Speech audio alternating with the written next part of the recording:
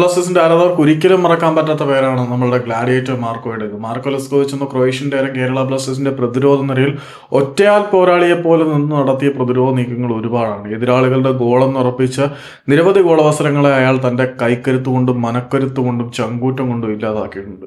Goal keeper ഇല്ലാത്ത പോസ്റ്റിൽ നിന്ന് വരെ ജോജ പെരേരഡൈസിന്റെ ഒരു ഷോട്ടൊക്കെ അത്ഭുതപൂർവ്വമാണ് പുള്ളി അത് തട്ടി മാറ്റിയത്. അദ്ദേഹത്തിന്റെ സ്കോർപ്പിയോൺ കിക്ക് സേവ് ഒക്കെ മറക്കാൻ പറ്റത്തില്ല. അമ്മാതിരി കിടിലൻ മൊമെന്റ്സ് സമ്മാനിച്ച അദ്ദേഹം 3 സീസണിൽ കേരള ബ്ലാസ്റ്റേഴ്സിന്റെ കോട്ട കാത്ത ശേഷം പിന്നീട് ക്രൊയേഷ്യൻ മണ്ണിലേക്ക് മടങ്ങിപ്പോയി. ക്രൊയേഷ്യയിൽ ടോപ്പ് ഡിവിഷൻ ലീഗിലാണ് അദ്ദേഹം കളിച്ചത്.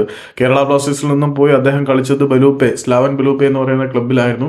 പക്ഷേ ബെലൂപ്പയിൽ എത്തിയതിനു ശേഷം അദ്ദേഹത്തിന്റെ കരിയറിൽ വല്ലാത്ത ഡിപ്പാണ് ഉണ്ടായത്. 2 സീസണിൽ ബെലൂപ്പയ്ക്ക് വേണ്ടി കളിച്ചിട്ടും അദ്ദേഹത്തിന് ആകെ 9ഓളം മത്സരത്തിൽ മാത്രമേ കളത്തിലിറങ്ങാൻ കഴിഞ്ഞുള്ളൂ. അതും 100-ൽ താഴെ മിനിറ്റുകൾ. 100-ൽ താഴെയല്ല, 108 മിനിറ്റാണ് അദ്ദേഹത്തിന് സ്ലാവൻ ബെലൂപ്പെ എന്ന് പറയുന്ന ക്ലബ്ബിന് വേണ്ടി കളിക്കാൻ കഴിഞ്ഞത്. അങ്ങനെ 3 സീസണിൽ പരിക്ക് മൂലവും മറ്റു ചില കാരണങ്ങൾ മൂലവും 108 മിനിറ്റ് മാത്രമാണ് 3 സീസണുകളിലായിട്ട് അദ്ദേഹം ബെലൂപ്പയ്ക്ക് വേണ്ടി കളത്തിലിറങ്ങിയത്.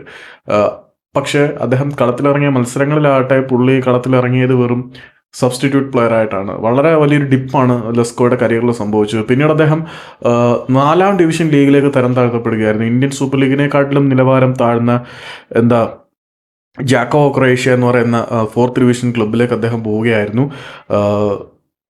അദ്ദേഹത്തിൻ്റെ കരിയർ പരുക്ക് മൂലവും മാച്ച് ടൈം കിട്ടാത്തത് മൂലവും ഒക്കെ ഒരുപാട് താഴ്ന്ന അവസ്ഥയിലേക്ക് പോയിട്ടുണ്ട്. ഇപ്പോൾ അദ്ദേഹം ഒരു ജാക്കോ ക്രൊയേഷ്യ എന്ന് പറയുന്ന ക്ലബ്ബിലേക്ക് എത്തിയെങ്കിൽ പോലും ക്രൊയേഷ്യൻ ലീഗിലെ 4-ാം ഡിവിഷൻ ക്ലബ്ബിലേക്ക്, അതായത് 4th ഡിവിഷനിലേക്കൊക്കെ തരംതാണ് പോവുക എന്ന് പറഞ്ഞാൽ നമ്മുടെ മാർക്കോയെ സംബന്ധിച്ചിടത്തോളം വളരെ വലിയ തിരിച്ചടിയാണ്. ഇത്ര ഒരു ഡിപ്പ് ആളിൻ്റെ കരിയറിൽ നമ്മൾ ആരും പ്രതീക്ഷിച്ചിരുന്നില്ല. ഇനിയും ISL 1-2 സീസണുകൾ കളിക്കാനുള്ള ബാല്യം പുള്ളിക്കുണ്ടായിരുന്നു.